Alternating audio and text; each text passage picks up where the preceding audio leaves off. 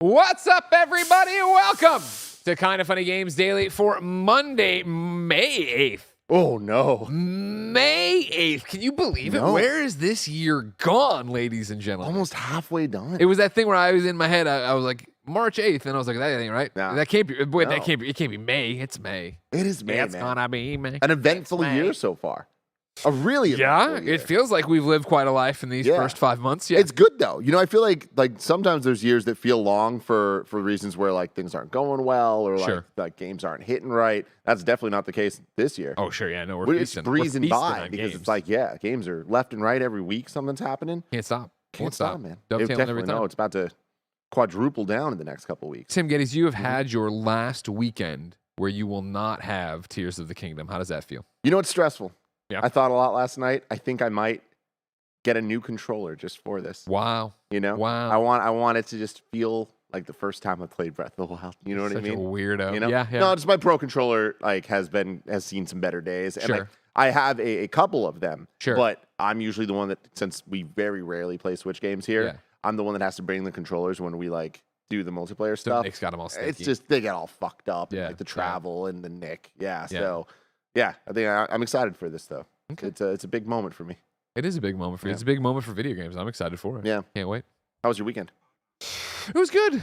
You know, a lot of good family time, a lot of quality time out there. You know, it's weird to have a dog that is a dog. You know, Portillo, as we often said, is more of a person than a dog. Yeah, an old. So, you know, Cole being a good dog, like, you know what I mean? And like took him to the beach, and it was the first time we let him off leash and really see what's up. And this dog stuck to Benny, stuck to us, you know what I mean? Like, he'd run off and play with other dogs. He was running around.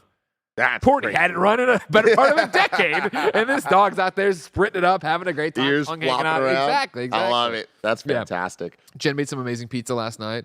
I grilled a bunch. We had a little fun time. Played a lot of Horizon. Burning Shores, of course, beat the campaign.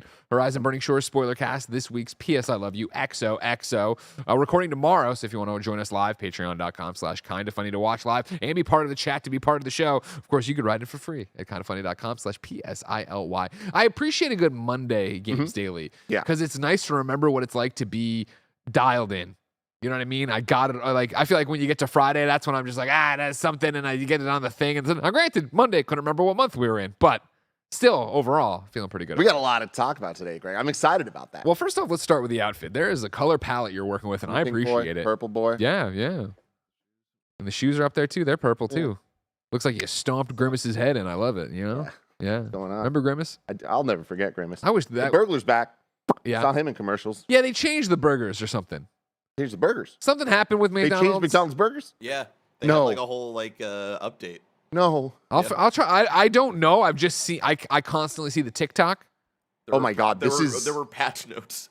I said there was good news today, Greg. This is horrible. I mean, this could be great. No, Hold on. it can't. We go You to don't mess with delish.com. Daniel Harling, who published on April 21st, McDonald's changed its burgers and the internet is freaking out. A few days ago, McDonald's announced that it would be rolling out big changes to a number of its classic burgers. Among the burgers getting a taste-enhancing makeover are the Big Mac, No. McDouble, classic cheeseburger, double cheeseburger, Oh my and God. hamburger. For now, the changes have only been implemented at McDonald's locations in select cities. LA, Seattle, Denver, San Francisco, Las Vegas, Salt Lake City, Tucson, Portland, Oregon, and Sacramento. Now the customers have had a chance to quite literally digest the news. They're sounding off on social media with their thoughts. One of the new changes McDonald's is starting to roll out is adding white onions to the burger patties while they're still on the grill to enhance the flavor. Hold on. Adding onions to the burger patties while they're still on the grill to enhance the flavor. One user on Twitter pointed out a potential downside of this particular new change. According to them, they're no longer able to order the burger without onions. In response, the official McDonald's account said, you can always choose to customize your order to suit your needs, but a number of people are still concerned with the griddled onions. I'm pretty concerned, Greg. Like, this is alarming news. We got to go deeper because this is the reaction to it. Now, okay. We're still on Delish. This is still Danielle. Here's the article about food just now. Among the changes customers can expect are softer, more pillowy buns, perfectly melted cheese, a better sear on the patty, and more Big Mac sauce. I don't need more sauce. The tweaks also consist of adding white onions to the burger patties while they're still on the grill to enhance the flavor.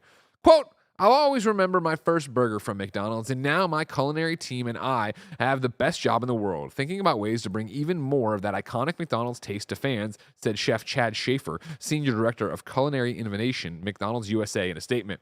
We found that small changes like tweaking our process to get a hotter, meltier cheese and adjusting our grill settings for a better sear added up to a big difference in making our burgers more flavorful than ever. See, the problem here is like this.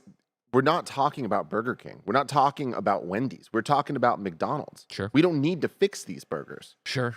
I think this is something we've always complimented McDonald's on, is that if I eat at McDonald's here, Chicago, Tokyo, it's going to taste like McDonald's. It's going to taste like that. Yeah. Oh, man. I'm hoping, like, all the changes don't sound like they're going to affect the flavor profile too much. But, hey, don't mess with perfection, man. I agree. But now I'm going to think about In-N-Out. I'm probably going to get In-N-Out for lunch, you know? That's how it is. That's how it is. Why? What? You want me to go try this new burger? I don't want to do that. I mean, first off, it's still going to taste like a McDonald's cheeseburger. You think so? Yeah. I hope so. We'll never know. We'll never know. But what would you know, ladies and gentlemen, that there are rumors about Konami games at the PlayStation Showcase and the fact they might be PlayStation exclusive, PlayStation shutting down PixelOpus, and more, not all about PlayStation news, because this is Kind of Funny Games Daily. Each and every weekday on a variety of platforms, we run you through the nerdy video game news you need to know about. If you like that, be part of the show by writing in for free at kindafunny.com/KFGD about the news of the day, your concerns, your squad up requests, and so much more. Then watch us record it live for free on twitch.tv/kindoffunnygames and youtube.com/kindoffunnygames, just like Cambosa, Sphinx Jer, and of course, the Celtic Queen, Megan Sullivan are. If you're watching live, you have a special job. Go to kindoffunny.com/you're wrong and tell us what we screw up as we screw it up, so we can set the record straight for everybody watching later on youtube.com/kindoffunnygames, and of course, listening on podcast services around the globe each and every weekday. Remember, the best way to get the show is over on patreon.com/kindoffunny. On patreon.com/kindoffunny, you can get each and every episode of Kind of Funny Games Daily ad-free. You can get a bevy of bonus content, dozens of exclusive episodes each and every month. You can get exclusive merch. You can watch us record our other podcasts, like the Kind of Funny podcast this afternoon, live as we record them. Be part of that thing. Become characters, like the Hagglers. You know what I mean? Mm-hmm. Hagglers hagging it up each and every Kind of Funny podcast. Having a great time. Am I on the edge of their bed? Maybe. Are they brother and sister? Nobody knows. You got to watch live to find out. Cause you know what I mean, Tim? You know what I mean? Pregnant husband and wife, Greg. I'm just saying, until Cody unprivates his Instagram, I don't know. These are inside references of the Kind of Funny podcast. We have a lot of fun over there with you if you're watching live. Of course, the other way to support us is to use the Epic creator code Kind of Funny when you're checking out of the Epic Game Store, or when you're on your console playing Fortnite, Rocket League, or anything else where you can input that Epic creator code Kind of Funny. Housekeeping for you. MCU in review for Guardians of the Galaxy Volume 3 is up right now on youtube.com/kindoffunny and in review podcast feeds. In review is about to pop off. I keep saying this, man, but it pretty much starts here if it hasn't already. Everyone should subscribe to the in review podcast feeds, youtube.com/kindoffunny, because pretty much there's a new movie coming out every couple weeks, and we're going to be doing the rewatches of the appropriate titles leading in. Next week, we're doing Fast 5 leading into Fast 10, which I'm really excited about. Why just Fast 5? Because the timing works out that way because we're so back-to-back with movies. And also, we were going to do 9, which we've never rewatched. But after seeing all the trailers for 10, it's like, it's based on the story of 5. Gotcha. And so it's like, I feel like that'd be the most fun. And there's the historical relevance at Kind of Funny of Nick Scarpino famously shitting the bed, giving his worst performance of all time on the Fast 5 in review. And he wants to see if he's going to remedy that. Jury's still out, though. We'll have to see. It's Nick. So wait and find out, ladies and gentlemen. Of course, be subscribed to that in review podcast feed, and of course, youtube.com/kindoffunny. Of course, if you've been watching this show lately, you know we've been doing 30-minute post shows where Snowbike Mike comes in and reads your YouTube super chats. You can only get them on the YouTube version or the stream, so come on and hang out and watch us answer your questions. We'll be doing it today, just like we do every weekday nowadays. Over on Patreon, a new episode of the Kind of Funny Next Gen, or the KF Next Gen podcast is up, where Roger and Bless are joined by Joey and the show's biggest fan, which is offensive to me as the show's biggest fan, but I am not the person who joins them, and that's heartbreaking. That's arguable. It isn't, man. It isn't. It is. Thank you to our Patreon producer, Delaney Twining. Today, we're brought to you by Shady Rays. We'll tell you about that later. Cool? Huh? You want to look as cool as me? Good. Shady Rays. We said we'll talk about that later. I know. For now, we're giving people a tease. Let's begin the show with what is, and forever will be, the Roper Report. Time for some news. 4 items on the Roper Report. A baker's dozen. We open at the rumor mill, where Zarmina Khan over at PlayStation Lifestyle writes, Metal Gear Solid 3 Remake and more rumored to be PlayStation 5 exclusive. Reports have surfaced that Sony Interactive Entertainment has struck an exclusivity deal with Konami for the rumored Metal Gear Solid 3 Snake Eater remake, Silent Hill games, and a new Castlevania. Silent Hill 2 Remake has already been confirmed as a limited-time PlayStation console exclusive, and Metal Gear Solid has been rumored to be the same. However, this is the first we've heard about a new Castlevania release potentially being a PlayStation 5 console exclusive. The latest report comes from Windows Central's Jez Corden and has been partially collaborated by Video Games Chronicles' Andy Robinson. We go to Twitter, where Jez writes in responding to, is this what Bluepoint is working on? Jez responds, not sure on that. Just heard Sony landed a deal with Konami for Silent Hill, Metal Gear, and maybe even a new Castlevania. Andy Robinson then, of course, tweets, I also heard a Sony showcase is happening in the usual late May/early June window with Konami stuff included. I'm not expecting Nintendo to do anything. Obviously, that's from a different conversation they're having. Back to the article. Much like Silent Hill, rumors about Metal Gear Solid 3 Remake have been swirling for a number of years, but Konami has yet to officially confirm anything. However, the company has previously expressed its desire to breathe new life into its beloved franchises. In the case of Silent Hill, Konami announced multiple new projects in collaboration with external partners. Before E3 2023 was canceled, rest in peace, it was reported that Konami would unveil a new Castlevania game as well as Metal Gear Solid 3 Remake at the event. Now the games are expected to be showcased at an upcoming PlayStation event by the end of May or early June.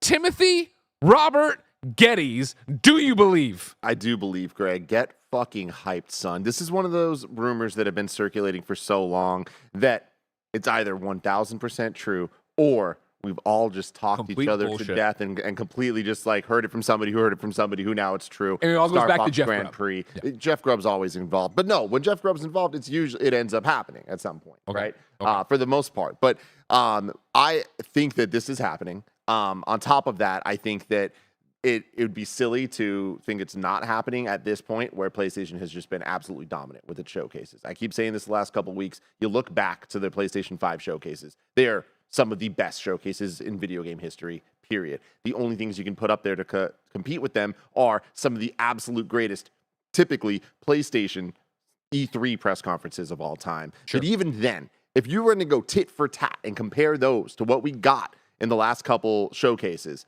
I think that the showcases come out on top in terms of announcements and in terms of what we did not know, surprises and all that stuff. I think the pomp and circumstance of some of the E3s and the genuine surprise of, oh my God, we're getting Final Fantasy VII Remake, that type of stuff, of course, is unrivaled. I'm sorry to interrupt you. We have breaking news. From the mountaintop, Jeff Grubb has graced us with this tweet. Jeff Grubb's Summer Game Mess has an update. That timing on PlayStation Showcase is right as of now. His little tweet here and his little Slack message he screen capped because he's a weirdo like Blessing says week of May 25th, PlayStation Showcase, ladies and gentlemen. Love it. Jeff Grubb is saying that the PlayStation Showcase that's being referenced and rumored in this very article, but is also unrelated to what he's tweeting maybe, is the week of the 25th. Yeah, I mean, that adds up. You know, everyone's been saying late May. We are already a quarter through May, so it's going to be announced at some point soon. Yeah. You'd imagine. I think this event's happening, right? Yeah, We've talked about it for so 100%. long. What's PlayStation up to? That's the biggest thing. If I can jump in, Please do. just to give more context and color to it. Yesterday I looked over the KindaFunny subreddit, and there was a thread there like, "Hey, does anybody else think the XCast is turning into a better show than PS I Love You XOXO?" And it was me, of course, reading this with my cigar and a $100 bill, just laughing because I own both of them. What do I fucking care? What's better? But it was a funny thing of like, obviously, all the flowers to Paris, Gary, and Mike for their amazing Phil Spencer episode. I want to interrupt you real quick. 265,000 views as of this The morning. 265 Club. 3,000 new subscribers. Welcome, new people. If anybody's watching this show, it's a great show. Happens every single day, weekdays. You know what's up. Yeah, please like and subscribe, share. We curse a lot more on this show than they do on theirs. But it was that thing of I read through the comments, right? Because nobody was like, "Oh yeah, PS I Love You sucks," and Janet and Greg suck, and it was like, no, like we like all them. What kept coming up is like, yeah, but it's like barren for all PlayStation news right now. We don't know anything beyond Spider-Man, right? And it's that idea of like, oh yeah, I mean, like we know that, but I haven't talked about it, I feel, because we talk about everything in the industry so much, right? And like, you know, obviously PixelOpus, and there's a million other things happening in the news every day. But the idea of like, man, You and me, Tim, stick with me. We're about to take a turn, but to go back, right. we're gonna get right. You and me orgasm all the time, right? It's just part of our DNA at this point, literally. I feel like what we're getting with PlayStation is tantric sex, right? We are edging. We are getting closer and closer to really having the pa, you know what I mean? And I feel like we are just building up the anticipation, and that's what this showcase is going to be. See, I see it a little bit differently. I see it more as like we've been just experimenting a little bit. You know, PSVR 2, it's kind of like pegging, you know? You want to try. It's not for everybody, but the people that like it really fucking like it. And they're going to get weird in the comments. I feel like people talk about pegging more than they talk about PlayStation VR 2. Hey, PlayStation VR 2 is something even lower, not on the bad scale, the less talked about, the less popular scale of sexual awakenings, I guess. Rod, But I put hear it you. on the poll. What gets talked about more, pegging or PSVR 2? Definitely. Either way, I mean, PlayStation has had a lot going on. It's just not the kind of mainline prestige titles that we're used to for them, 100%. which is They're kind of doing the stuff, point that yeah. I'm making, which was like, this started back in 2000. Like, PlayStation 4, obviously, we've talked about a million times of like how dominant that kind of run was. But you look back to E3 2016, I want to say it was. It might have been 15 that they did it was 15 that they did the Final Fantasy 7 and Last Guardian and Shenmue announcements, right? Yeah. That was insane. That was just so exciting. But then you like think about that now with where we're at. It's like cool, Final Fantasy 7 remake. Shenmue kind of came and went. Last Guardian hit for some people, but it did not hit the way Just like blessing. it wasn't Shadow of the Colossus. You know what I mean? Yeah, By any 100%, any stretch of the imagination. And even then, Shadow of the Colossus is, I think, more a revered it was more cult classic than it is like a God of War. You know what I mean? I think 100%. over time it's getting the respect that it deserves. But year after year to see Sony kind of like crush these announcements and then deliver the goods, our expectations are at an all-time high. And this has been the longest drought we've had of announcements because we have seen them. Spider-Man 2 was like the thing on the horizon because we've now gotten Horizon. We've gotten the DLC. We've gotten all this stuff. So we have such high expectations because they've delivered for so long. And they're clearly holding back right now, and they're ready to unleash so we can orgasm once again, Greg. And I think that's exactly what we're building up to. And I think that's why this showcase gets to be so exciting. And you talk about, in the shadow of the landmark XCast with Phil Spencer and the talk about Redfall. The shadow of the Colossus. Yeah, you didn't need to I do had to that. do it. You, I you did. didn't. That I threw off did. Everything. You talk about that, though, of like expectations and managing stuff. And then even this conversation about XCast versus PS I Love You, right? And the fact that PlayStation is just not on autopilot, but it is on autopilot. Gets a negative rap. PlayStation is just doing PlayStation. They're just fucking doing what they do, and that is just moving consoles and units and making people happy and doing all these things to where Xbox is getting all this shit for all this other stuff, and PlayStation is getting the shit of, tell us more, tell us more, tell us more, tell us more. Whereas Xbox is getting, where are the fucking games? You owe us fucking games, right? Whereas PlayStation's delivered with their titles this year, and this isn't me trying to do a fanboy character or anything. It's legit what we talk about in the difference of these consoles. And so to be on the precipice, you figure, at the end of this month, if Jeff Grubb is correct, which is outrageous to say, there's going to be a PlayStation showcase that will be, of course, here's Spider-Man 2, and you assume maybe the release date, The right? release date. It's happening, Greg. You know how they do it, though. It'll probably be, they'll show more shit, and then on the blog, it'll say the release date for some reason. Yeah, But then on top so of that, of like, what is, as you've talked about, and I think coined, honestly, in the industry, phase 2 of the PS5, and what is Sucker Punch's next game, and are we going to see factions from Naughty Dog, and what is this, you go down like that. And alone, if you're then going to incorporate, hey, also, Metal Gear Solid 3 Remake is fucking real, and we have an exclusive on it. Dude, I mean, look, for years, we've talked on shows, whether it was here or IGN, and it's always the same conversations of like the fantasy draft or fantasy booking of the of showcases and E3s and press conferences of like, what do we want to see? What do we wish they would do? What do they need to do to have the best showcase ever this year? And it's using the information we have of what developers have put out games recently, who haven't, what franchises haven't had a sequel in a while. Like, there's all these things we can kind of play with, right? And I think that is where PlayStation showcases themselves have succeeded the most with rare exception. I think Nintendo Directs every once in a while have done it, but it's been very, very, very, very rare over the years.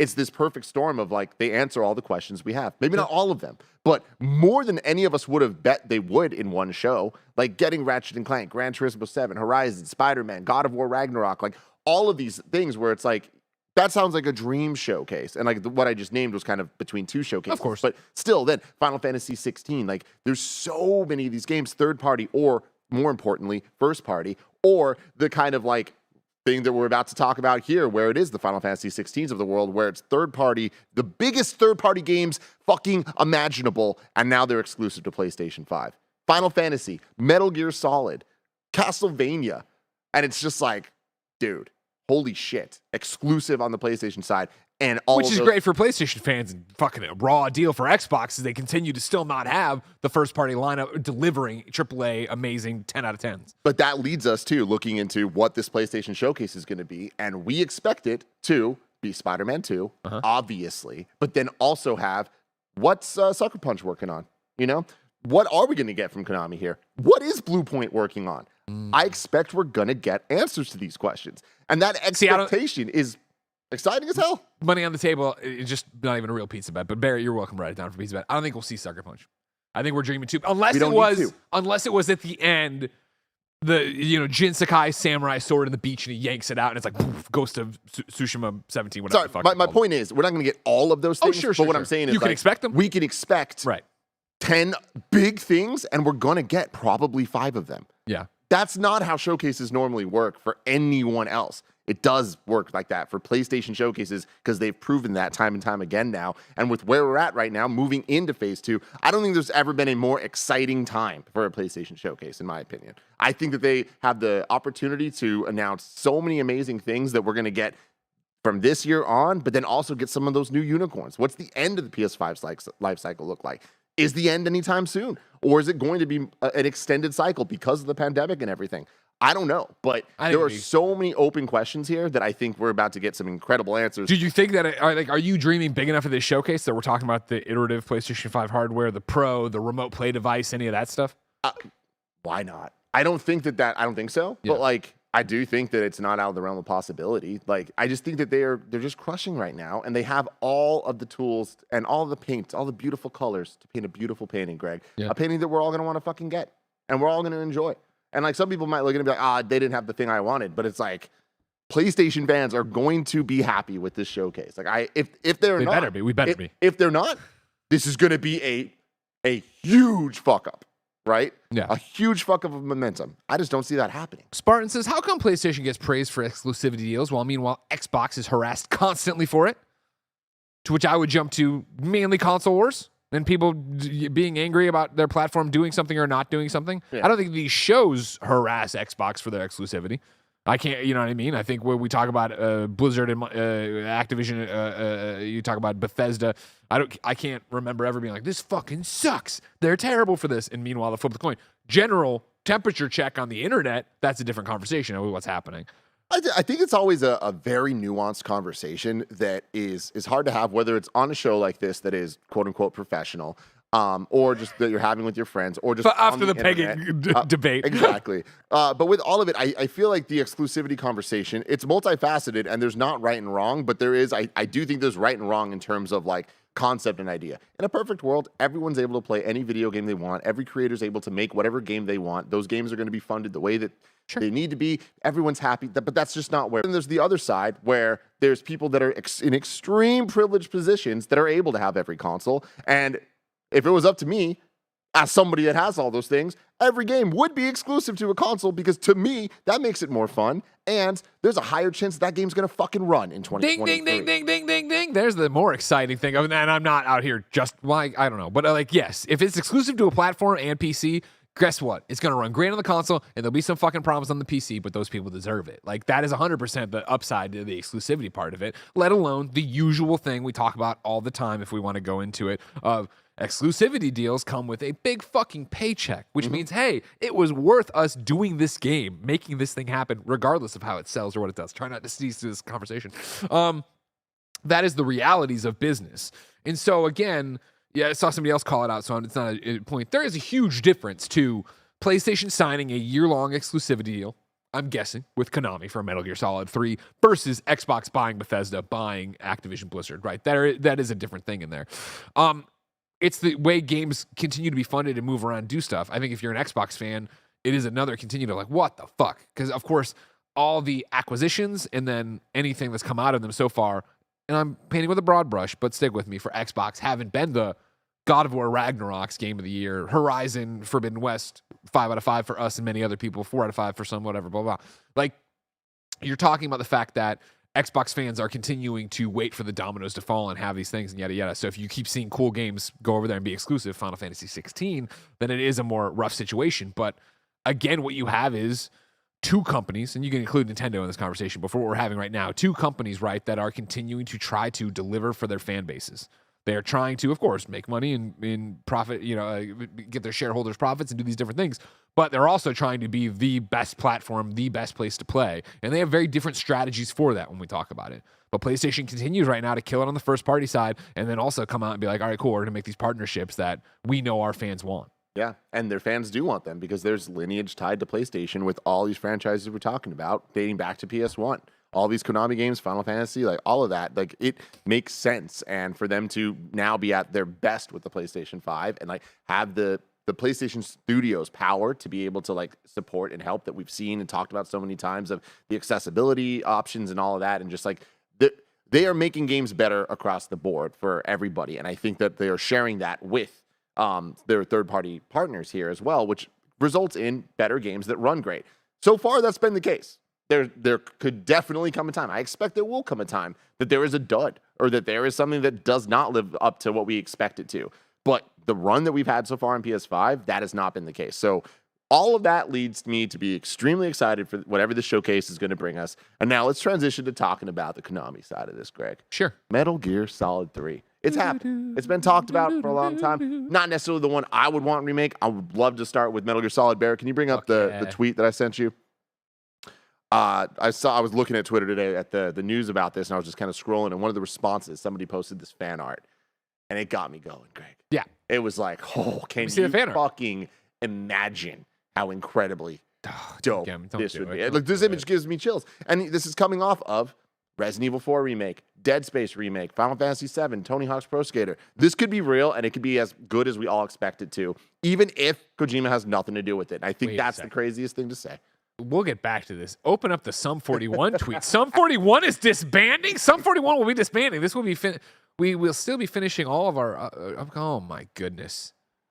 Thank you for the last 27 years of Sum 41. I never thought I'd see the day. Now, granted, I have not listened to them since that big album that broke out, obviously, with Fat Lip. All killer, no filler. Yeah, exactly. And I saw them at a Subway in Columbia, Missouri. Oh, shit. It was the mall, but whatever. Damn. Rest in yeah, peace, Sum ever 41. since when Brown Sound left the first time, I think that's when they lost their touch a little bit. So Sure. it's been more than time. Underclass Hero is a solid album, but that was like, all right, they should probably have wrapped it up back in 2007. Fair enough. Back to the Metal Gear Solid image there. Yeah, this is, I love Metal Gear Solid. And I know that I already lived a dream with the GameCube and Twin Snakes. You know what I mean? Hey, I got to see it as realistic as it could possibly be. I would also really love to see a PlayStation 5 Metal Gear Solid. We start from the ground up and go there. Metal Gear Solid 3, honestly, one of my least favorite. And again, we're talking about amazing, great games. Yes. I'm not saying it's a 1 out of 5. Debatably the best story. I mean, actually, I would even go as far as saying, in my opinion, it's not. Can love Bloom on the battlefield. But yeah, I'm like, okay.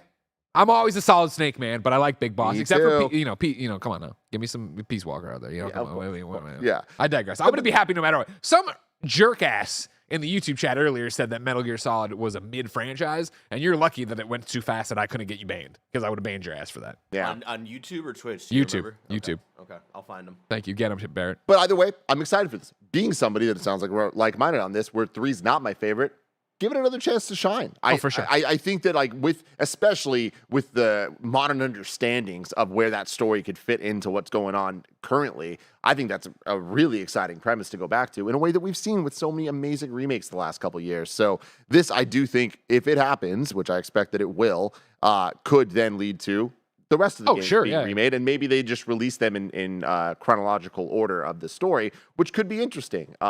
Just like a different way to look at it. Really quick, Greg, it was Side of Fries, and they said Metal Gear is a mid-game. The first Metal Gear. Do they still get a timeout? But did they mean that, or were they just like, did he say Metal Gear on the NES or the MGX, whatever? I feel like they would have said Metal Gear Solid. Side of Fries, Metal Gear to me. Side of Fries, we need you to confirm if you think Metal Gear Solid is a mid franchise or Metal Gear is a mid game or whatever, because that will then decide your fate on what we're gonna do to you here in the chat as we wait for this, as we see it goes. But the big question for me is Blue Point working on this or not? And the thing. Well, let me go off for 1 second. Let me go off for 1 second. Please go off, King. Because here we are, we have Konami talking about Silent Hill, Metal Gear, and maybe even a new Castlevania. We already know about Silent Hill, right? Mm-hmm. Silent Hill, the rumors were true. Yep. Silent Hill 2 remake is happening. And who's it being worked on by? Right? Yeah. Bloober Team, right? Am I right on that? Yes. So yeah, they are partnering with other people. Yeah.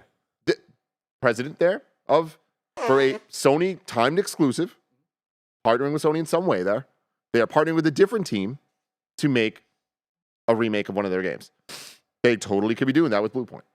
Sure, but two different wrinkles to that. Number one, Bluepoint has said before it's an original thing, and there's been like, what does that actually mean? And two, the rumor's always been that Virtuous Studios was working on Metal Gear Solid 3. That's right. Now, again, this is all rumor and conjecture, so it doesn't eliminate your point, but I want to make sure we're bringing in our references and our little footnotes off Wikipedia. So Yeah. So that is a good point. So let's break that down a little bit. Break it down. Where we have, that's potentially even more exciting in some ways, where Virtuous Studios, do we know that? Is that even a thing, or is that just kind of like it's new? I think that was off from the rumor. I forget if they ever like, hey, we're Virtuous Studios. Virtuous Mission, all that stuff. So I'm like, all right, here we go. People are correcting Bluepoint original content, not IP. Correct. Exactly. Correct. And that all these words, I'm like, we'll fucking see. I can't wait to see what Bluepoint actually fucking announces they're working on and how they're like, oh yeah, well that's what we meant here. You know? When you said that I see that has to be at the showcase. And that of course means it won't be, but I feel like it has to be of like, you acquired them. We haven't heard from them in so long. Like their last thing was Demon Souls, which was fucking incredible as a launch title on PS5. The timing is right for so much fun, Greg. It's going to be so good. Sure. And then, so that's my thing is, I guess in a perfect world, in a Tim Geddes perfect world with Metal Gear Solid 3, it is Virtuous Studios. It's not Bluepoint. And sure. And in a perfect world, cool. Virtuous Studios is fucking awesome too. And we have a new awesome remake team. And then they do that. And then Bluepoint does something else that's also fucking awesome because they've proven themselves at this point. I mean, Bloodborne is I definitely think one of the more... Andy will die. He definitely will. And that is one of the more popular hypothesis of what they could be working on. Sure. What was another one that was heavily rumored alongside Silent Hill and Metal Gear? Castlevania. Bluepoint making a new Castlevania by Bluepoint. I wouldn't be surprised. I think that is the type of thing that like they've proven themselves. They understand game design very well. 100%. When you look back even to their more remastery type things, the Nathan Drake collection, right? Nailed it. Then you move on to the rest of the remakes they've done. Shadow of the Colossus was fucking phenomenal. Sure. And then of course Demon Souls. So exciting time. It's a very exciting time, ladies and gentlemen. We'll be covering it each and every day here on Kinda Funny Games Daily. Remember, of course, Jeff Grubb says this is happening the final week of May 25th, the week of May 25th. Mark your calendars. If that's true, probably the week before we'll hear something. But we'll have to be excited. We have to be ready. Mm-hmm. Everybody get any prepared. moment. Everything will change. The easiest way to be prepared for all of Kinda Funny's content is to go to patreon.com/kindafunny. Over on patreon.com/kindafunny, you can toss us a few bucks and say, hey, you guys are doing a good job. I believe in the mission, and I want to keep all 11 of you employed.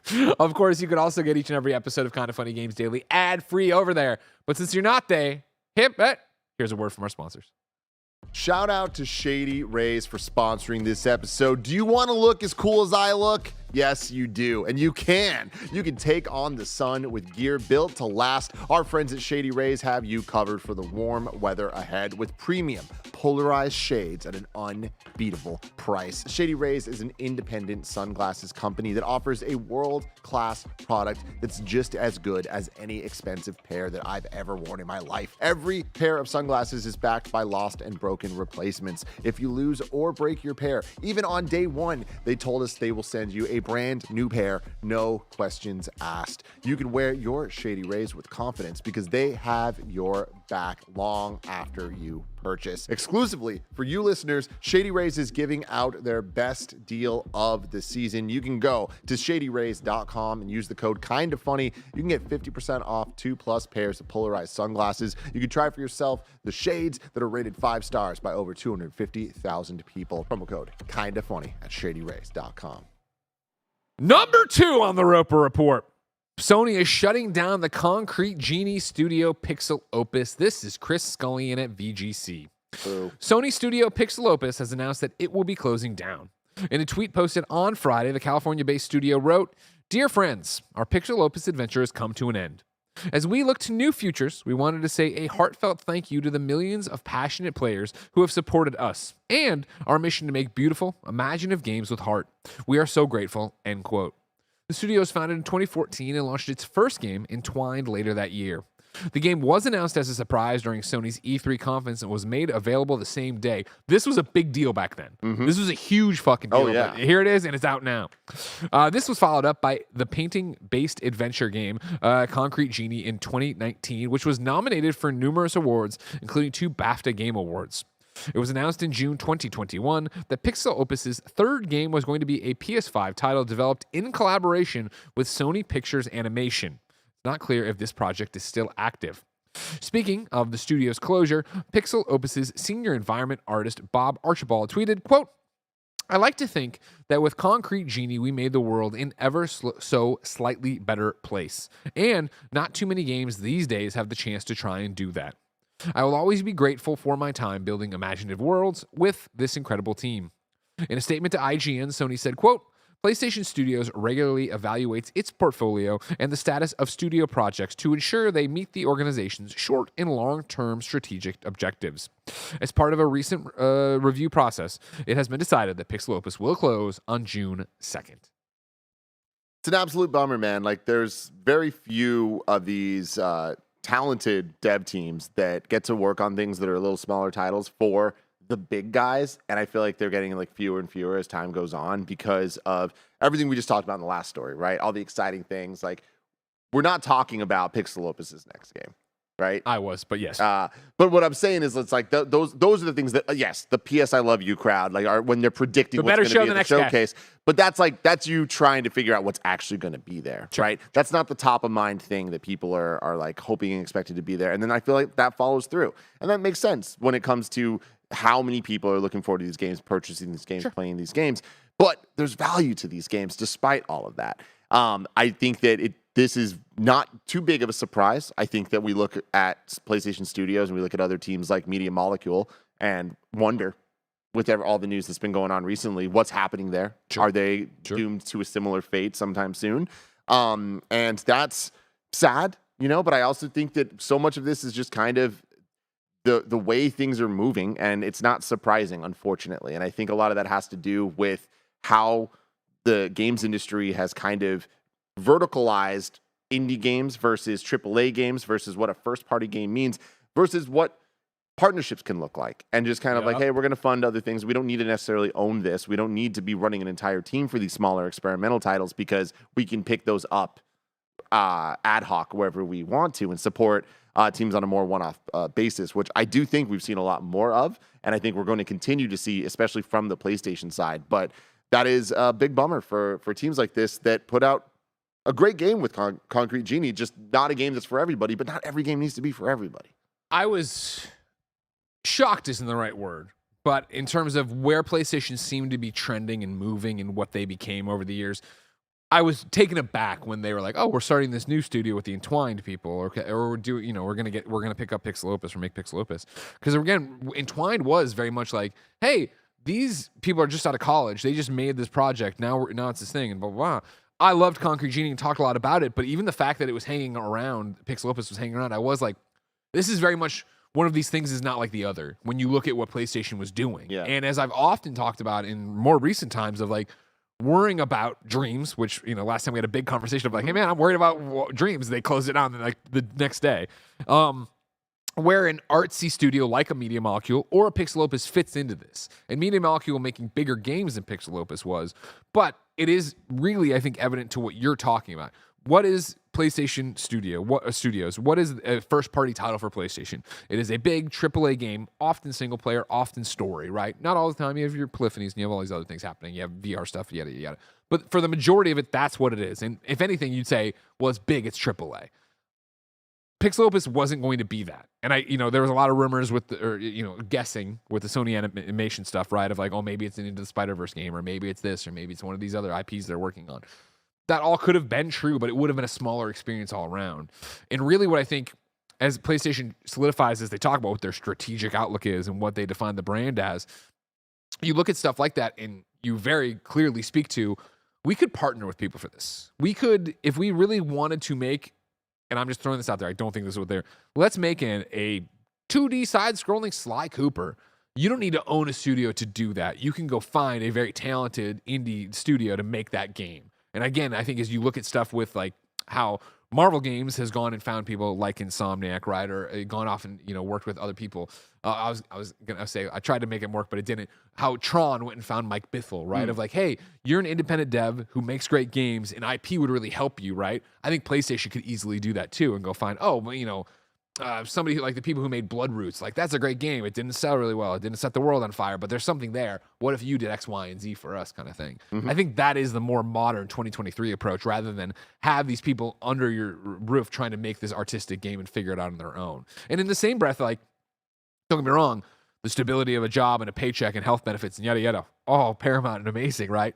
I do think that the people who made PixelOpus are going to have no problem either starting another studio, landing at another studio. And I would think if you went the indie route with it, it's going to maybe even fit them better. Of like, I'm sure when you go into pitch Herman a whole bunch of different things at PlayStation, there's a lot of weird artsy stuff that either didn't make it to that section or would get cut at that section, right? And didn't make it there because they're like, well, this isn't a PlayStation game, right? This is a smaller thing. Do you think that with PlayStation Studios, with everything you just said, which I totally agree with, being much bigger things and like taking the IP, and at this point, whether it's a licensed IP like a Spider-Man or owned and operated IP like a God of War, Horizon, things like that, Ghosts, right? Like PlayStation is now swimming in IP. You look at the Xbox side of things, and even some of their bigger devs have done some smaller projects recently, like with Pentiment being an example, right? And I'm sure I can come up with others, but I'm blanking right now. But what, just a smaller experience? But Xbox making games that they're not normally. I mean, I'd put Grounded out there. I know every Grounded's a great one. When I bring up Grounded, people get all mad at me all the time because I'm like, whoa. It's like, no. That's actually a perfect example. I don't see PlayStation doing that. And like, have they? Am I missing something here? Like, let the first parties go and make something weird? Yeah. Recently, no, is what I would say. I mean, there's, you could make the argument of like an Astrobot from Team Asobi or something like that. But like, even then, like, there was Japan Studio, which they closed, right? Where it was like they were making a whole bunch of weird shit. That's where like they were partnering for Patapons and things like that weren't happening anymore. I'm talking more about like the big guys we're talking about, like the Obsidian making the games on the Xbox. No, I think that is a very uniquely Xbox thing right now, which again, I think is, hey, the big thing's taking a while. What if we made littler things, or we have smaller projects that we did with smaller teams while they went and did that? PlayStation's is not doing that. Yeah, and it's interesting because like when they do it, it is like them taking a swing at a giant, big new thing that's totally different than what they've traditionally done. And I think that that's going to continue to be the case with them as they continue to move. I mean, even looking at Bluepoint, who they now own, if they put out, let's say that their original content or whatever they're putting out is a new game, brand new game. Sure. I expect it to be a big game. I don't think it's going to be a small game. No. No. And I think that, yes, that is what PlayStation Studios is doing at this point. And like, I think that we're going to get a lot less of the Destruction All-Stars type games, even, right? Yeah. Which is very different than Concrete Genie, but I do think in kind of a similar tier. So yeah, it is so interesting to see the different strategies between PlayStation, Xbox, and Nintendo, and like how there are successes found in each way. But with those success comes having to cut teams that have done great work. Which leads us to our question written in by the one, the only Nathan Showcat, who wrote in KindaFunny.com/KFGD, just like you could if you wanted to. With PixelOpus sadly shuttering in early June and PlayStation's PR response about the closure, do you think that Media Molecule will soon share the same fate, or will they have a chance to make another game after Dreams? I worry that a look at all the PlayStation Studio devs makes it seem like PixelOpus and Media Molecule stand out most negatively in comparison to games other devs have made in recent years, as it seems PlayStation has moved toward a future with fewer games that don't match the huge blockbuster mold. Yeah, man. I mean, when you start looking at the strategic portfolio of Sony, it kind of adds up where like the fewer bigger titles, it's like at a certain point, it's not fewer. It's like almost monthly, coming out with like big hits, whether it's owned and operated or things like every game we've been talking about today, the timed exclusives. But then there's also, I saw someone in the chat bringing up Kena, Bridge of Spirits, which it's like, those are the type of games like that I think is similar to the Concrete Genie level. And I think more partnerships like that, I can imagine happening in the future as well. What's the Ember Labs? I think was the team behind that one. Yeah. Like I feel like a couple years ago, I would have been like, oh, I think PlayStation's going to acquire them. With this news and stuff, it's like, yeah, probably not, but they probably will still have an exclusive. Their next game probably will be exclusive. And I think that that's where we might see more of this type of thing happen. You're already seeing it happening, right? We just had Chia. You know what I mean? Exactly. You can toss Forspoken in there, but I mean, Forspoken's from Square. It was a bigger thing, and then you get off in you get off into what you were talking about with the game that's for some reason totally gone that I just had. I can picture it. Kina. Jesus Christ. Yeah, I think that is the future for PlayStation of making those kind of deals and supporting it that way. Back to Nathan's question, do you worry about Media Molecule? Of course. I've been saying this for a long time that I don't think Media Molecule or Dreams fit the profile. Clearly, Dreams doesn't, and that's why they're moving them off of it.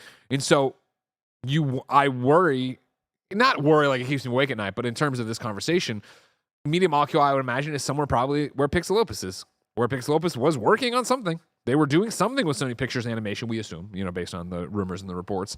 And so that gestated long enough, went far enough where PlayStation looked at it and was like, this just isn't part of the portfolio or isn't good or whatever the hell it would have been, but just doesn't fit with what PlayStation is right now. And, Media Molecule could easily be on double secret probation the exact same way of like, cool, this is your idea and this is your thing, but if you go a year and a half into production on this and we get to a point where we play and it's not good, then why are we keeping you around? Yeah.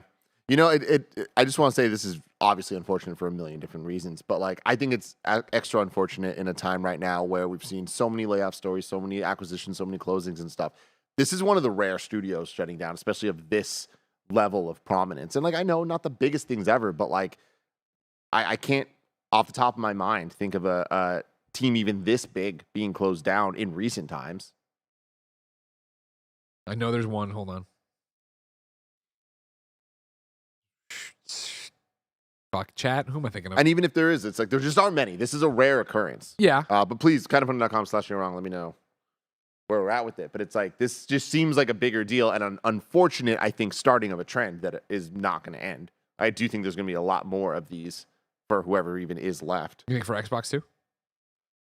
I mean, Xbox is a whole can of worms that like we always talk about the dominoes, and legitimately it's like at some point they need to start falling if they haven't already started falling, and then things need to be looked at from a strategic point of view of what do we do? How do we make this work? I don't want to say salvage because it's not that. Like there's so much success at Xbox, even though it's very easy to look at them and like see it as a failure. But like the money's coming in and things are working in their strategy, which is Game Pass. So for me, it's more like looking at it and with having to deal with all the CMA stuff and the acquisition of Activision and all that, holding them back, I feel like Xbox's hands are tied in being able to make the right decisions in order to run the business optimally at this point in time. Sure. And I think that at a certain point, they're going to have to, things are going to change one way or another. They either acquire them or they don't.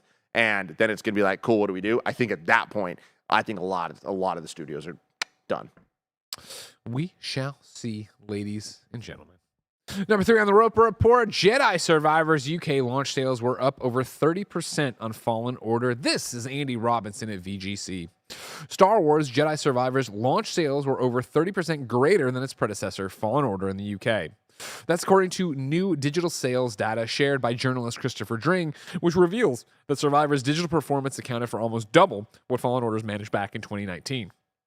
This is expected, since digital adoption has accelerated significantly since Fallen Order was released back in 2019. However, it should be noted that Survivor retailed for $10 more than its predecessor.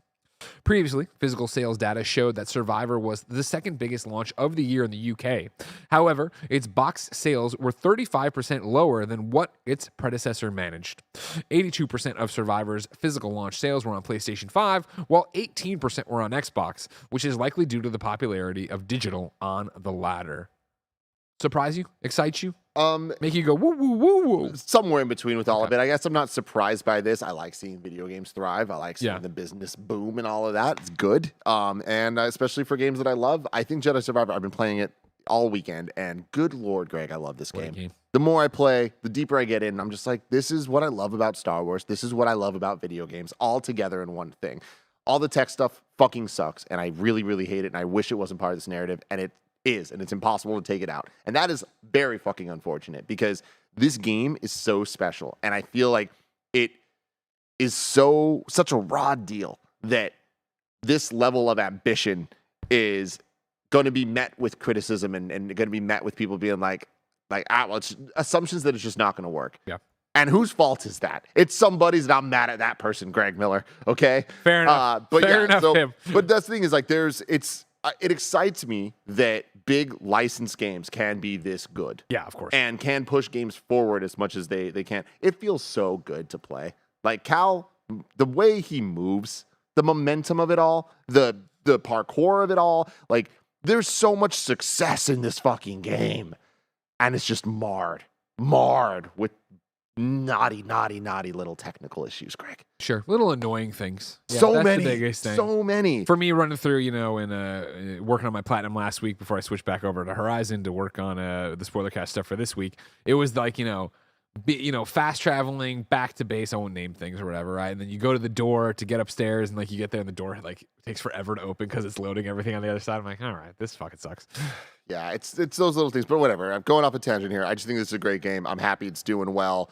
I don't like that games can release at the state that they release, and I also don't have a solution for it. I'm glad you admit it. Those are my I mean, two people have been looking at it forever for you to have it. I know. I was hoping you talked just a little bit Sorry, longer. everybody. Remember, of course, Yeah. if you're like Tim and you're playing through Star Wars Jedi Survivor, Barrett and myself, we did a whole spoiler cast about it. That'll be ready whenever you're ready. Whenever you beat it, it'll be there for you. The easiest way to get to it is to go to kindafunny.com/Jedi. I'm making it right now. Survivor. And that'll take you right to that Gamescast. Of course, you can get the podcast on your Gamescast feed whenever you want it. But like I said, kindafunny.com/Jedi Survivor will take you right there. I hated not being a part of this, Greg. Well, I'll let you know. You should play games, Instead, you go home, you watch Fast and Furious. You take your dogs, I don't know, these weird, I don't know, some competition where this drag queen was announcing them and they were coming out doing all sorts of crazy stuff. They're great. Stay home and play We games. were on a Ferris wheel this weekend. I saw that. Yeah, with Golden Gate the Park. pups. Yeah, I I never saw- went on that. It was cool. Yeah. They freaking loved it, which I did not expect. Really? Weird. Oh, yeah, dude. Huh. Moose was living his best life. I like how that 100 feet in the air. I like how that showed up in Golden Gate one day, and then they're just like, "Yeah, now it stays here." It's here. Well, remember, Just they here. were building to it to launch it in April 2020. Yeah. And then, of course, everything went to shit, so Yeah. it stopped. And then they finished it way into the pandemic, and then it was like, we got to make our money back on this thing. A real quick aside here. Yeah. Golden Gate Park is freaking hilarious on a nice day these days. On the weekend. So Sundays, Golden Gate Park, really big park in San Francisco, kind of like divides the city. I was gonna say, like, I mean, if you don't know what it is, I think Central Park. Like, it's not a yeah. big park. It's a humongous. It's one of the biggest like state parks, and they like keep it up and stuff. It's beautiful, ton of stuff Amazing. going on a nice day, which is rare in San Francisco. On every Sunday they like close off the streets so you can just like ride bikes or roller skate or like bring your dogs and all that stuff. Like no cars, and they've always done that. And now it's like there's like activations everywhere, and it's like there's just there's a yoga crew over here, but then there's like roller skating, like disco dancing people with music playing, and it's just like there was just so much stuff going on that I was just like, people need to go home. People need to freaking understand that they Tim? can go home, Greg. Nope, Tim, can't do it. I resent the roller skate. I know exactly what we're talking about with the dancing roller skaters. I resent them because back in the day, that was like the best place to skateboard and just like do like flat, because it's such a smooth surface over there. Yeah. And then all these fucking rollerbladers came in and said, "This is ours now." Now, let me tell you guys something. fucked up. All right? They're roller skating in this little circle. Billie Jean by Michael Jackson's playing. Sure They're it is. moonwalking Sure it and is. shit. Sure it is. And then this one girl, okay? Yep. Roller skating backwards, doing the thing where she crosses her legs like this as she goes. Looks real fucking Yeah, cool. of course. Busts out a yo-yo. Damn. Starts doing yo-yo Damn. tricks. While doing it, I was like, what the fuck is happening?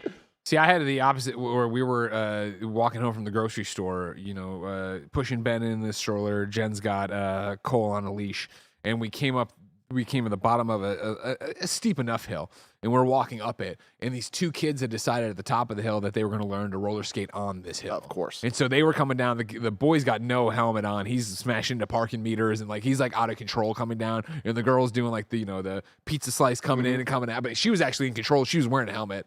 Her brother's grabbing random ass car mirrors and stuff. Cole started freaking out at these kids losing it. We've all been there. Whole production. But they were doing it on like popular streets. We did it like we're gonna take our bumps in private. You know what I mean? On the little streets, then we're gonna look awesome. We go downtown and we look rad rollerblading. No, you're from SF. You just get in where you fit in. Worth pointing out, the PlayStation blog also put up the rundown of April's top downloads. Jedi was on top of the list in the US and the EU as well, followed in both territories by Dead Island 2. So there you go. Congratulations. Number 4 and final on the Roper Report, ladies and gentlemen. Nintendo Live 2023 starts September 1st in Seattle, and the tickets are free. This is Richard Lawler over at The Verge. Nintendo's next big live event will take place in Seattle this September, and today the company revealed dates and more details about Nintendo Live 2023. The event will run from September 1st through September 4th at the Seattle Convention Center and is intended to be an all-ages celebration of Nintendo's games as just one of the many gaming companies planning events this summer in the shadow of E3 2023's cancellation. Nintendo Live 2023 is going to be a free event, and there are 2 ways to get tickets. You can register in a randomly selected drawing on Nintendo's website at some point between May 31st and June 22nd, where you could get a one-day pass for a group of up to 6 people. Kids under the age of 6 don't need their own ticket, but the person registering must be a U.S. resident who is over 18 and has a Nintendo account. It's taking place alongside the PAX West event, which will require separate tickets. However, if you're attending PAX West, there's a separate drawing you can enter to receive a free ticket, which will allow one person to access the Nintendo event. According to Nintendo's FAQ, there's no waitlist for tickets, and walk-up tickets will not be available. So anyone hoping to attend will need to register via one of these drawings, or maybe earn their way in via competitive tournaments playing Mario Kart 8 or Splatoon 3. This shit sounds like Willy Wonka. The site isn't specific about what kind of spectacles attendees could expect or how to top last year's Animal Crossing plus Splatoon live concert. Nintendo says it isn't announcing any new products at the event, but confirmed a live stage, photo ops with iconic characters, opportunities to play Switch games, and an on-site store with exclusive merchandise. Yeah, cool. Love that they're doing this just for people to be able to experience it. Because, like, unlike, I mean, you know what? I shouldn't even say that.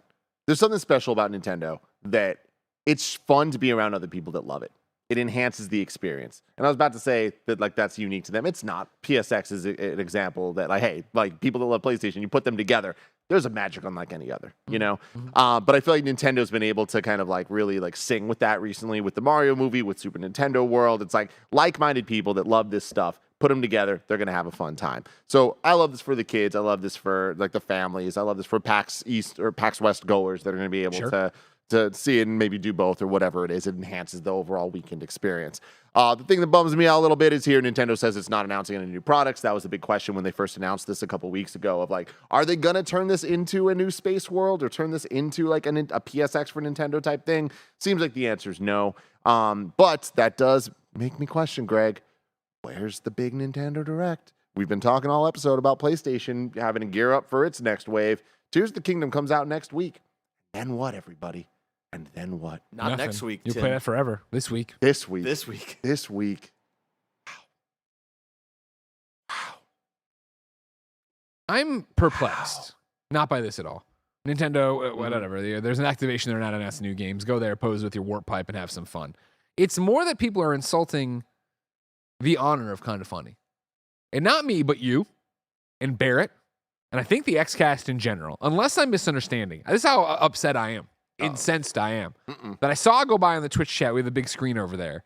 And I was like, wait a second. So I went to the Twitch dashboard where I could go in and scroll back to see what I'm missing here, right? This is the exchange I see here. PJ Julian talking to Rayman 1090. Sadly, the coverage of Hi-Fi Rush just passed by here, and it has the Shinji Mikami seal of approval to boost it. Then Rayman goes, yeah, KindaFunny just ignored the game, sadly. KindaFunny ignored Hi-Fi Rush? Watch our content then. Watch our game of the year What so the fuck far. are you talking about? How many thumbnails is Hi-Fi Rush? It's 2 back-to-back on the Xcast. It's the Games Cast. They talk about it all the time. I'm pretty sure it's all we had to talk about for like a couple weeks. If I remember correctly, it is our running game of the year so far, officially. Most likely, like Jedi Survivor is probably the second. But I mean, like when we did our games cast, like for Q1, it was like our unanimous with besides Greg, I think. Like so far, this is where we're at. Yeah. No, we don't talk about it enough, Tim. We passed by it. We ignored it. This it's is a game we all hated. This is the same fucking shit as when somebody comes 45 minutes into the episode and goes, you guys, you're wrong. You didn't talk about this, and it was the #1 news story. A lot of you need Jesus. Go sort your fucking life out. Stay home, everybody. Don't roller skate in the parks. Jesus. Yo-yoing. Babies. I'd expect this from PC fans, not Xbox fans. You're right. Hey. Tim, I'm furious. Mm-hmm. I can't wait for him. Just fucking read the thing. Mom and Grab Shop's official list, upcoming software. You know where to go. Sure, I guess. Fuck these kids, man. Why do I even do the show for? Exactly. You know what I mean? Why you all owe 10 gifted subs? We can stop. It's 11 a.m. No, out today. Darkest Dungeon 2 on PC. Cook Serve Forever Early Access on PC. And Poosh XL, PC, Switch, and mobile. That, of course, is Adam's game. Ding Dong XL, Adam. Dude, I saw him tweeting about it today. It looks awesome. It does Same look cool. style as Ding Dong XL, but it's more of like a endless mover, moving not up. runner. It looks great. I've spent many hours playing Ding Dong XL. 100%. The only problem is that by supporting that, you support Gary Whitta. Because Adam and Gary Whitta are thick as thieves these days. They're always doing shows and stuff. Drives me crazy. New dates for you. Hello, Good Boy explores the Eternal on PC and Nintendo Switch on May 25th, and Terracotta comes to Switch on May 25th as well. Deals of the day for you today is the last chance to claim the free games from your PlayStation Plus collection. Real quick, Greg Rayman in the chat, who I knew is a great audience member, says, Greg, if you're really mad, I was being sarcastic, just so you know I watched the review. I apologize. I take back some of it. Thank you very much. It doesn't translate. And in Rayman, you're here every day. There's a bunch of kids who got kicked by mules and come in here and start typing. You know what I mean? He has no arms. He has no legs. He's Rayman. We ask people watching live on twitch.tv/KindaFunnyGames to go. The KindaFunny.com/you're wrong. Uh-oh. And I just fucking hate people. Who do you hate that now? The point is so simple and they Neo Matrix to get around it. Yeah. And I'm not even going to read it. Times Hero, you're stupid. Then I'm going to go on to this one. KDG says, were you thinking about Square Enix Montreal closing? I wasn't KDG, but that's cool. I think I was probably just hung up on Sony Japan when they closed Japan studios. Ladies and gentlemen, this has been Kinda Funny Games Daily. Each and every weekday, we come to you with the nerdy news you need to know about. If you like that, you should be part of the show, of course, by going to patreon.com/kindafunny, where you keep the mics and lights on. You could get, of course, a whole bunch of exclusive content, including Greg Ways each and every day. You could watch us record the Kinda Funny podcast live this afternoon. I digress, though. Like I said, we're here every day. So let's talk about your hosts for the week. Tuesday, it's Tim and GameSpot's Lucy James. Let's go. Wednesday, it's Blessing and Greg. Thursday, it's Blessing and Tim. Friday, it is Tim and Blessing. If you are watching live right now with us, we're about to do that Super Chat post show where we use your YouTube Super Chats to go and talk for 30 more minutes about whatever is going on. You can watch it live anytime. Of course, you can get it later on YouTube only. That's how we do it. That's how it is. So it is written, so it is done. Remember, of course, you can get this show for free at youtube.com/KindaFunnyGames. Podcast services around the globe, no matter where you get the show. Thank you for your support. Consider going to Patreon. And until next time, it's been our pleasure to serve you. And here we are with a post show for Games Day. I gotta get my chair real quick. Welcome in, everybody.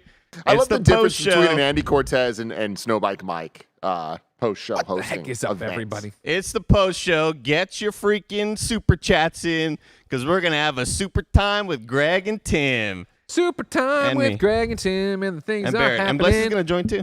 Bless is gonna join too. Is he really? Oh, he said he wanted to hop in Oh, he's hopping in. for something. They're hopping in.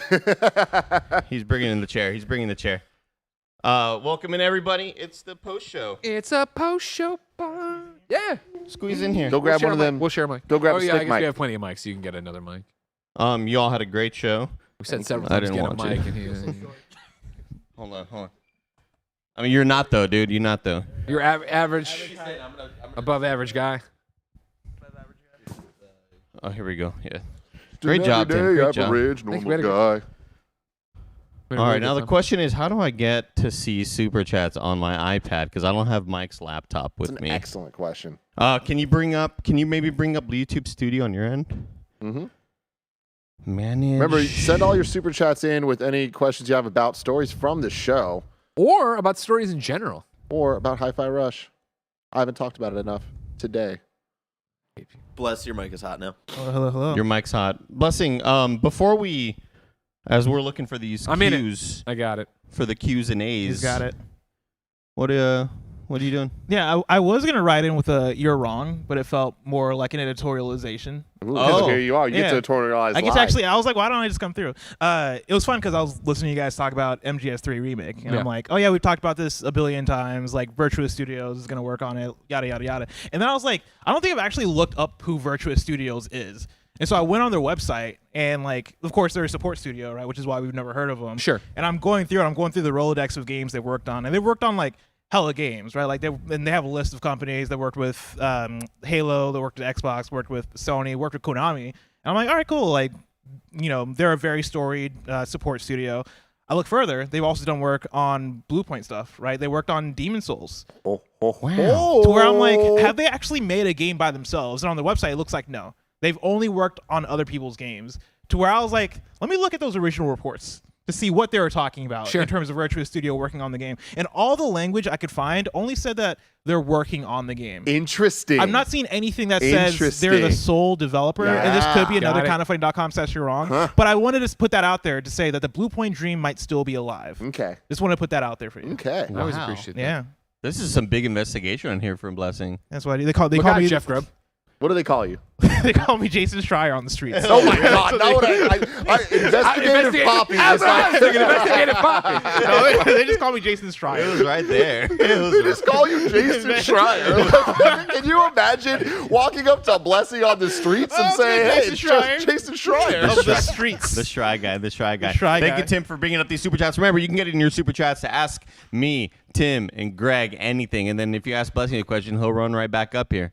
And he'll scooch right in with his cute ass little face. Let's do something. This isn't touchscreen. Why am I about to touch it? This isn't touchscreen. Super chat time from Gerardo Martinez.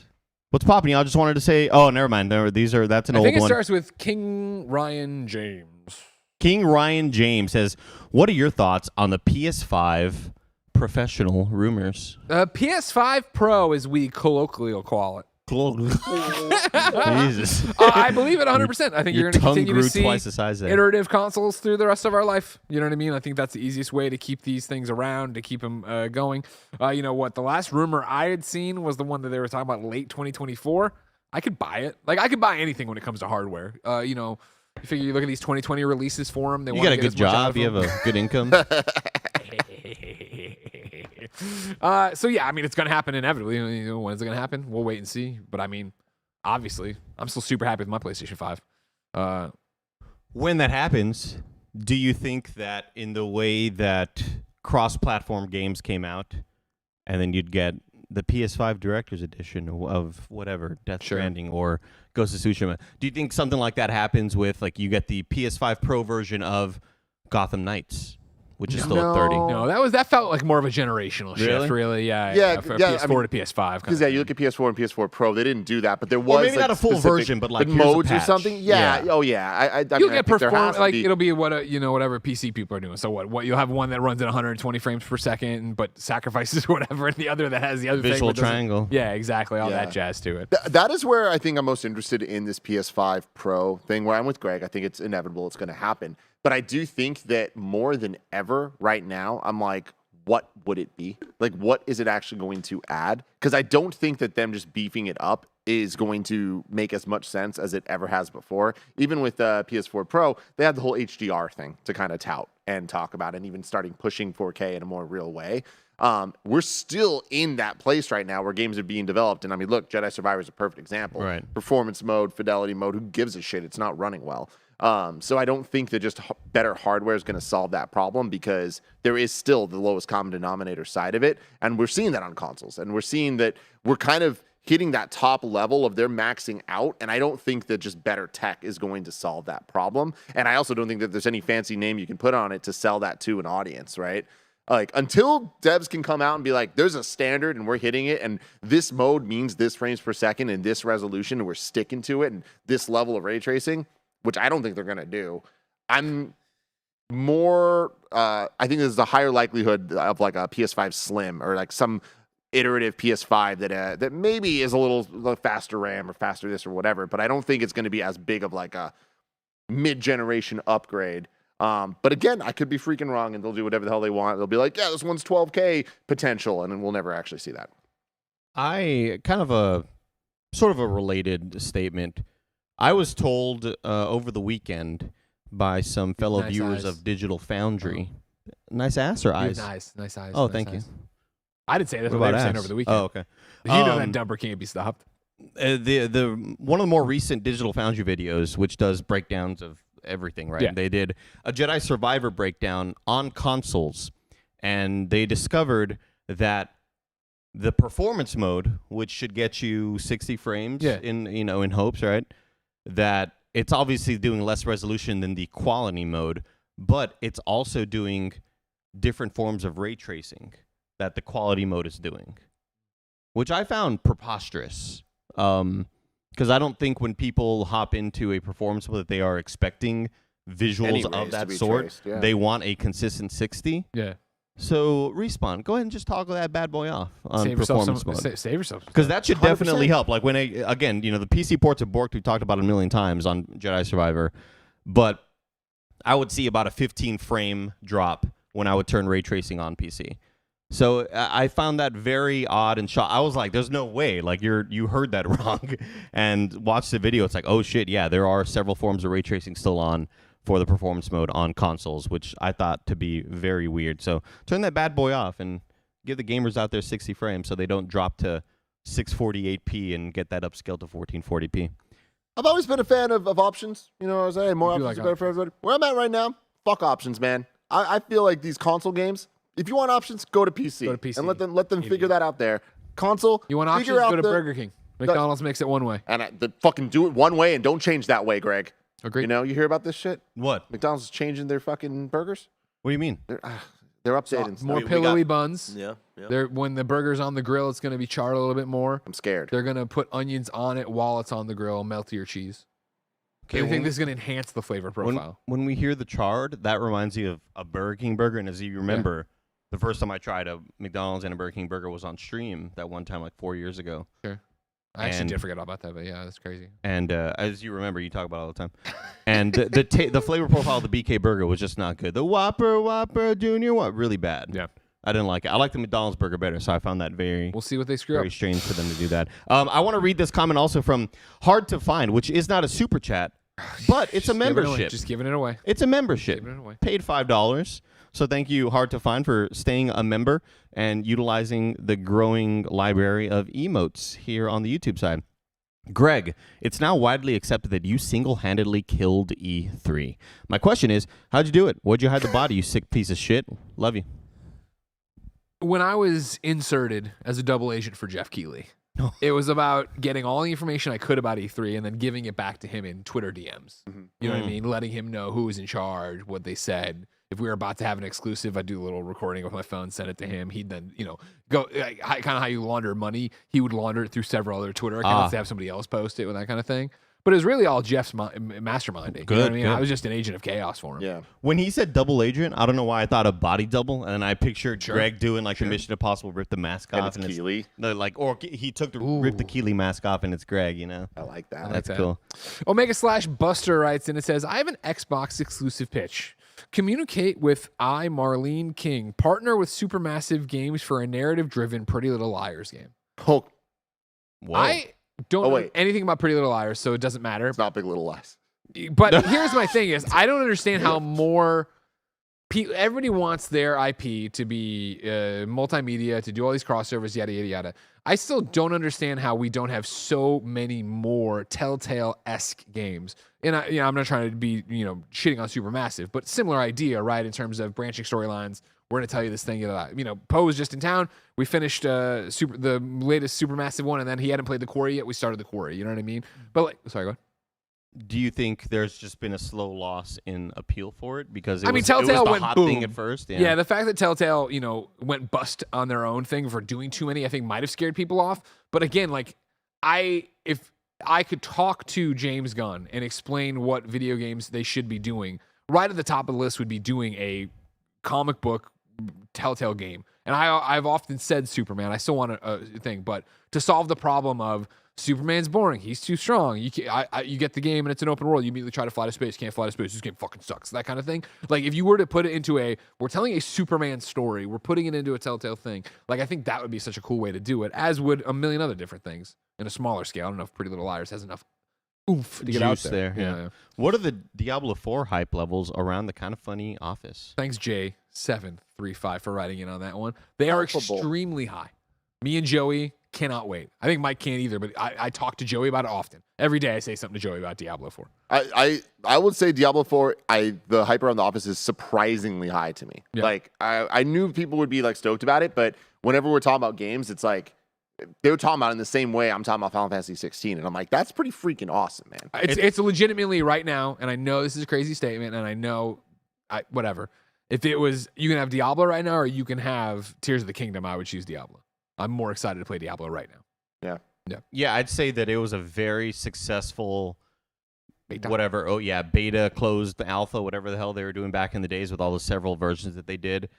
Because it got me in. I was expecting to try it out and be into it for a couple days, but now I hype levels. This weekend, and similar to when Tim was like, I'm gonna go fucking dust off all these 3DSs and GameCube link them to get Pokemon. That was me prepping. I ordered another Eero extender so I can get better coverage in the bedroom for Wi-Fi. Wow. I got on the Steam Deck and I sat there and did all the. I came upstairs. Jen was watching Grey's Anatomy. I busted out the Steam Deck and then I Googled like, how do you get remote play working on a Steam Deck? And it was like, well, get your mouse and keyboard. And I'm like, you know what? I'll just touchscreen my bitch ass through this. Like, my fat finger hit the wrong thing. like But that. I did it. Funny. And now my remote play is up and running on my Steam Deck. Because, of course, I'm a big fan of my backbone, but I'd love that larger screen for it and stuff. So I'm like set for like this. Because, again, I know, of course, Greg, it's cross progression. You can go back and forth between the Steam Deck. And I get all that. But I want to make sure I don't fuck up my trophies when I'm playing Diablo. Yeah, So I want to that's make big. sure I'm using as much as I can there. Bear, do we have the Eero? I think we have Eero, right?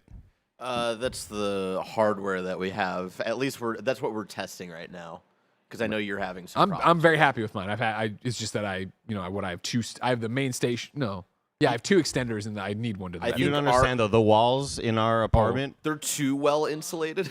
it's like Trust me, it's a ridiculous the amount of drop off I get from a room. Like the station's right over there. Why is it so bad over here? like when the underground bunker for Biden fails, like they're gonna take him to my room to so nobody can get to him. Andy's room is approximately like 15 feet It's from so like close. an Eero station, and he's barely getting any signal. It's so close. What was that, Kevin? I was saying, why don't you wire like a hard drop into your room into like a Wi-Fi? There's a hole in the ceiling, Kevin. It's crazy. That's what I'm talking Yeah. about. It's perfect. What is your hype level for Spider-Man 2?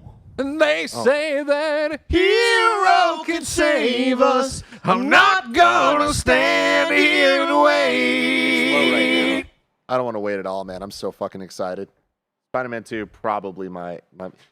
It's between that and Final Fantasy 16 at this point for this year. But I cannot wait for Spider-Man 2 and playing through Jedi Survivor. I'm loving my time with it so much. Love the story, love the gameplay, love everything about it.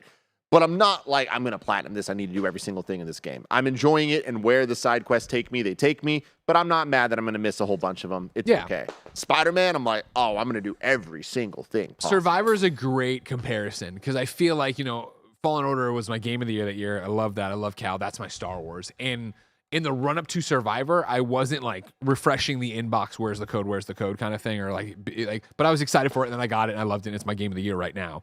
I feel like I'm the same for Spider-Man, where I feel like that is, I already know proven quantity, and I also know what it's going to feel like for the most part, right? I'm like, I'm hyped for it, but I'm not like dying. But now once we see trailers and we see Venom and we see this, maybe it'll be a different story. But yeah, I'm stoked for it. While I'm here, I want to bring in another. That one, of course, was Andy K's question. Ryan also wrote in. We're skipping one. We'll get back to Raleigh in a second. It said, bigger success, Spider-Man 2 or Wolverine? Oh, Spider-Man 2. Well, I guess, how are we defining success is another question. Yeah, I mean, I think in any way. Sales-wise, I think it'll be Spider-Man 2. I wouldn't be surprised if review scores-wise, Wolverine. Because, again, I think Spider-Man 2 is a known quantity. And I think people are going to know what they feel like and what they... And Wolverine, I think if you come out and you deliver a mature-rated Wolverine where you're cutting shit in half and there's all this cool stuff and there's a great story, I think that might be... Wow, this is something we really haven't seen before. And I love X-Men Origins Wolverine as much as the next guy. I stand by that being a great game to play. But I still think if you nail a Wolverine game, it's going to be like, holy shit, we haven't seen this. Think of all the 10-year-old little idiots out there that don't even have a clue of who Wolverine is. But that's what I'm... They've been seeing Tom Holland swinging around MCU. Their stupid fathers and mothers have never showed them fucking Hugh Jackman in the flesh. Super vascular, Tim. Super so vascular. vascular. Gene Jackal in the chat says, I think Spidey rates higher, but I could see Wolverine selling better. Absolutely not. No. They've talked about Wolverine being a mature game, so that immediately is going to hold it back. Then alone, Spider-Man's popularity, no way. Yeah. I hope, and I know this is such a stupid subjective thing or whatever, but I hope that we get a 10 from Insomniac, like a widely regarded 10. Oh yeah, 100%. Because right now they are crushing the 9s. Like Ratchet and Clank Rift Apart, that to me is the definition of a 9. Spider-Man, 9. Even Spider-Man, I could see an argument for an 8.5 or something like that. Sure. But like, in the same way that like I feel like Jedi Survivor and after Fallen Order, it's like I can't imagine it being a 10, and it came out and I'm more in that 9 range. I feel the same way about what I'd expect from a Wolverine and Spider-Man 2. I think it being the 1.5 sequel to whatever it is. Yeah. This would be the 3rd game from them. There's an even more uphill battle, but again, we're talking about fucking the difference between a 9 and 10, but there is a difference there. Raleigh? I just want to say I'm so excited that it is not cross generation. Oh, sure. For sure. Very excited to see what that machine can pump out with no restrictions on it. Raleigh writes in for a super chat on YouTube and says, why do Nintendo showcases feel like meetings and sound monotone? Like we have to ask for permission to clap. Frowny emoji. Tim? Why did Nintendo feel that way? I mean, I just don't agree at all. I feel like the Nintendo Directs have so much personality to them. Like, there's a vibe to it. You want to hear fucking weird monotone, listen to the PlayStation State of Play voice. Don't you fucking start. Shit. Right? They want you to get hyped. She's a lovely voice. Yeah, monotone might not be it, but whatever that tone She is. is robotic. She reminds me of when Hey, Alana does PlayStation her gamers. American accent. Yeah. What she sounds like is she's like before the Cinemark pre-show, not Maria Menounos, but the one where they just narrate over. Today we showed you what's going on with the Rookie on NBC. That Tay lady's Diggs voice took is you the for a first tour of his bedroom. that lady's voice is the first implementation of AI in our industry. No, impossible. I didn't see that super chat, Greg. Where was it? Oh, there it is. I see it. I see You it. should just, you know what? You My should bad. stand down. I'm sorry. Stand down. All right. What a phrase. Stand down and stand by. William Marino. And also, I need you to in the super chat again, William. Are you related to Dan Marino? Says, Yeah, from let us Billy know. the Pizza, can we get a Blessing show about Tim and Blessing Fashion Edition? No. That was a quick no. Sid Harth writes in with a tip and says, I'm surprised that KindaFunny never did a spoiler cast for Elden Ring. I think you guys did a spoiler cast for every big game. It's always hard with spoiler casts are a weird thing for a bunch Passion of different project. reasons where it's like, it's more, do we have enough people on team that are passionate about doing it? Is there enough to talk about? And does the timing work out? Because often, especially for bigger games, and is there an interest from the audience at all? Yeah. For something like Elden Ring, there definitely is in a lot of ways, but we've earned that over time. Andy and them have earned it over time. Where I feel like Elden Lord. I imagine I the next brought time the Age of the Moon, everybody. that there's the DLC, there could be a spoiler cast for that. You know what I mean? Like, because I feel like we have that. The big problem is there's just no story in Elden Ring. It's just, That is I'm the going to big go fight problem. this guy. Oh, he's tough. I'm going to fight that guy. Oh, this fucking chick's got 3 heads and a skeleton dog. Whoa! Game of the millennium, everybody. I got a dodge roll around the side. What innovative gameplay. What we're gonna do a podcast about it 5 years later, like we did with Bloodborne, because we're gonna get Tim into it and do like a co-op playthrough with him or something, and then we'll bring on the whole squad. We'll bring in Tam and Imran and fucking Avengers. what's her name? Miss Mika, the one who plays Elden Ring with her fucking DDR pad and a guitar. We're gonna bring in the whole industry. She's insane. The how she Elden does. Ring It's insane. cinematic universe. Yeah, absolutely. Your next question I'm going to throw straight to Tim from Matt Steele, who YouTube Super Chat and says, Tim, the XCast popped off. Does multiple videos with views that add up to a similar amount as a video like that make the same money, or is there a buff when you hit a certain amount of views like that?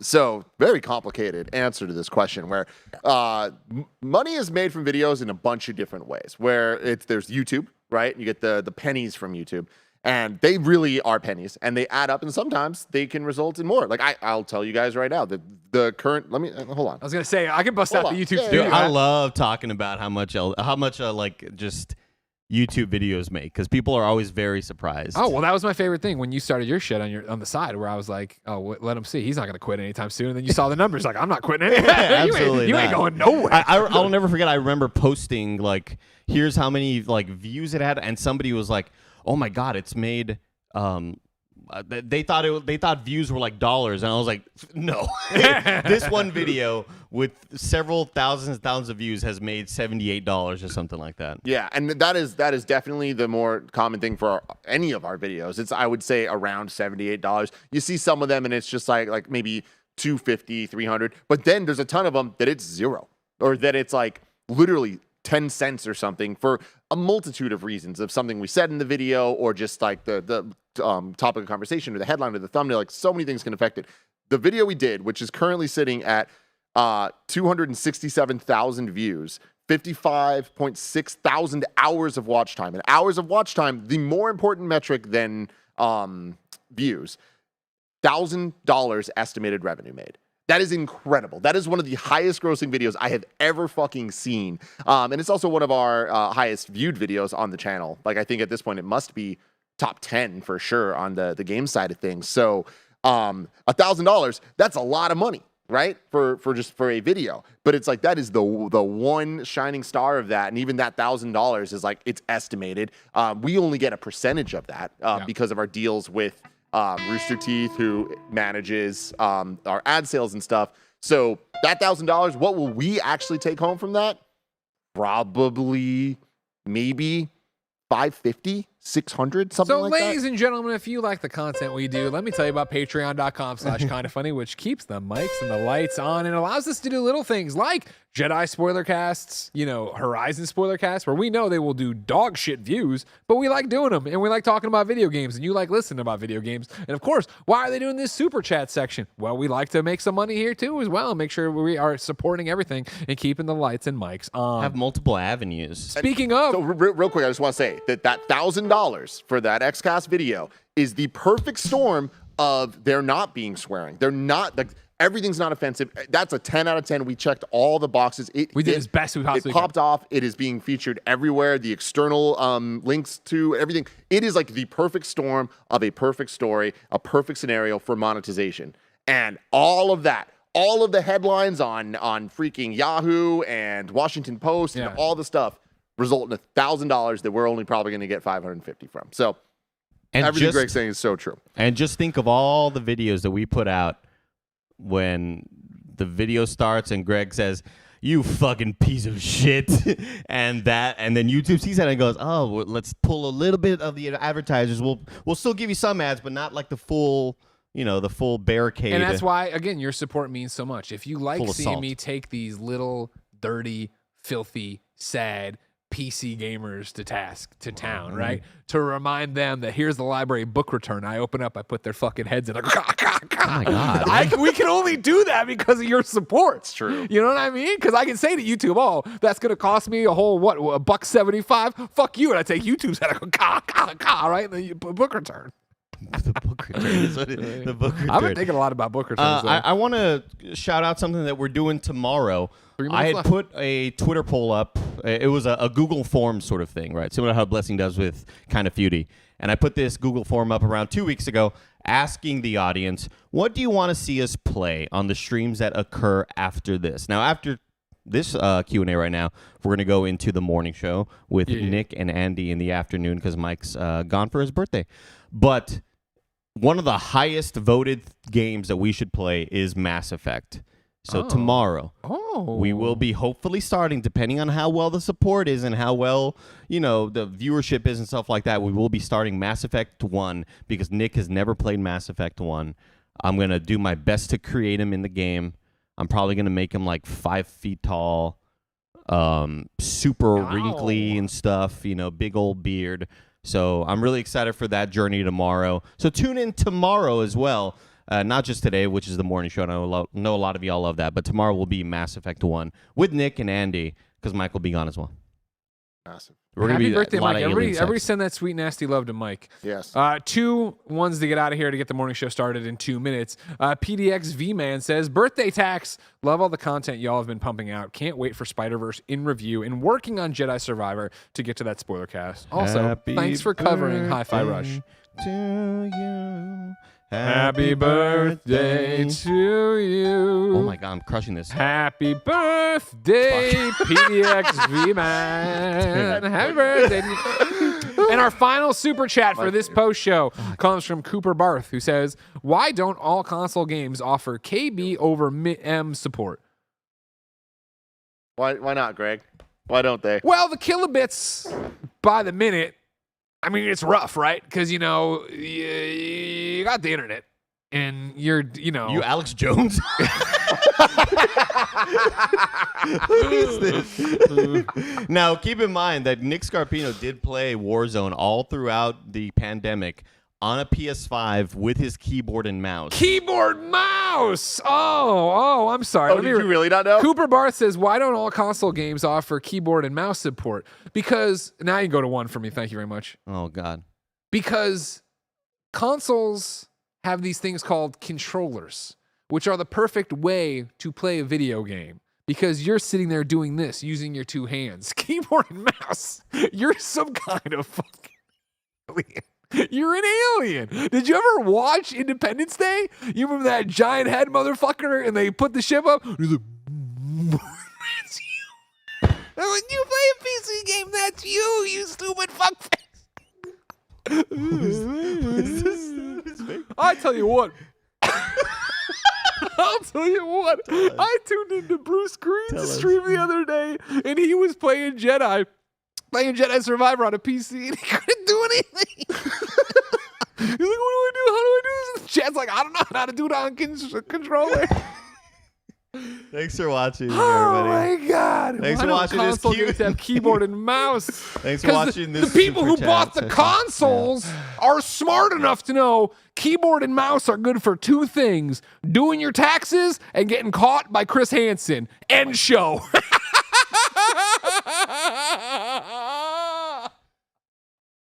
We'll see you for the morning show, everybody. Thanks for watching.